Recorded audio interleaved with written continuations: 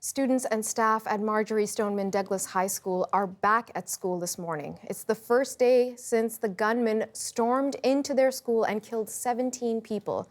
Someone who has been through a day like this is the retired principal of the Columbine High School. Frank DeAngelis joins us now. Mr. DeAngelis, thank you for making time for us today. I know you've been there, and we've been speaking to students. We've been hearing from parents and teachers. They're going back, they're feeling anxious, they're very nervous, they don't know what to anticipate. And I wonder if you could share what it was like for you on that first day back to your high school after that very tragic mass shooting at Columbine. Right.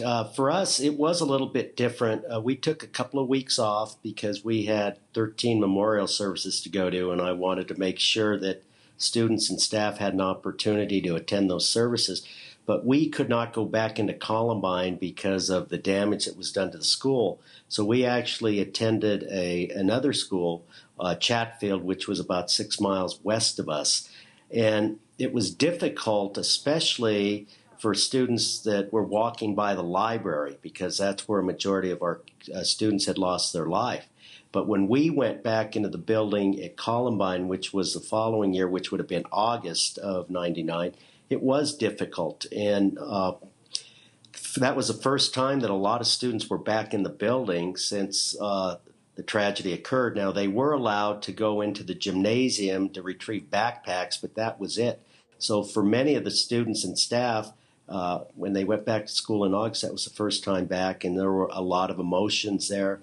And so we had a lot of support in place, counselors and social workers to help us out with that return on that first day.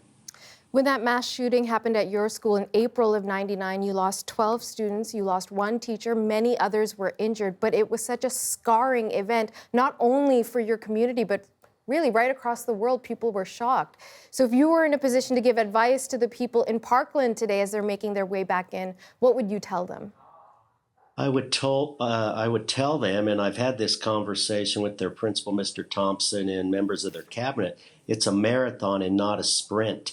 And I think there are so many people feeling that as time goes on, everything's going to get back to normal. And unfortunately, what happens after a situation that they just faced at their school and within their community is you have to redefine what normal is. And there's going to be great days and everything seems to be going well, and then there'll be an event that may happen that's going to re-traumatize the kids and the community.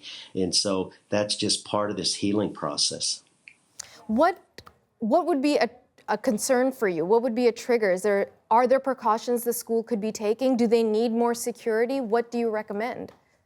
Well, after Columbine, and I'm sure it's the same thing at Parkland, Florida, and talking to their people that are welcoming the kids back, is there will be so much security at the school. And at Columbine, I told the parents that Columbine was probably one of the safest schools in the nation or in the world because of all the extra security. So I don't think that is necessarily going to be an issue, other than the fact that when students and staff see, armed guards in the school, it's going to remind them what happened on that particular day. But it's the little things that can really have a damaging effect.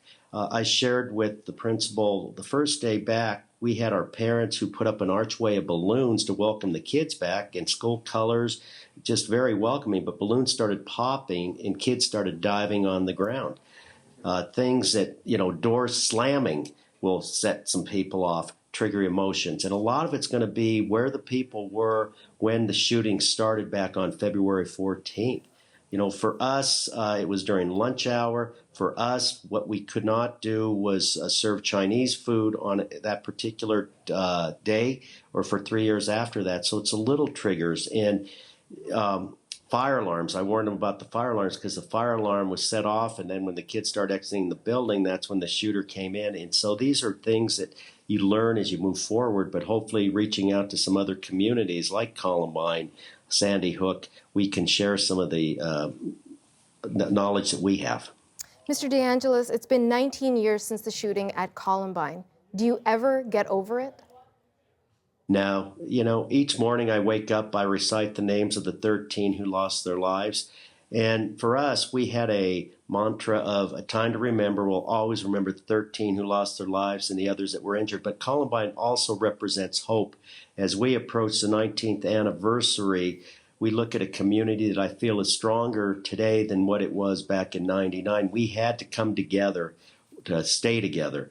And I think that was so important. But I know that this shooting really affected so many of us from Columbine because there were so many similarities by the number of people who lost their lives, by a teacher or teachers putting their life on the line for the kids, just as Mr. Sanders did for us. And so on that day, when I heard about it for the first time and I saw footage and I saw the kids from the high school running out with their hands over their head, it brought me back to April 20th, 1999, as it did for so many in our school and community. I want to thank you for your time, Mr. DeAngelis. Thank you. Have a good day. You too. Frank DeAngelis is the former principal at Columbine High School.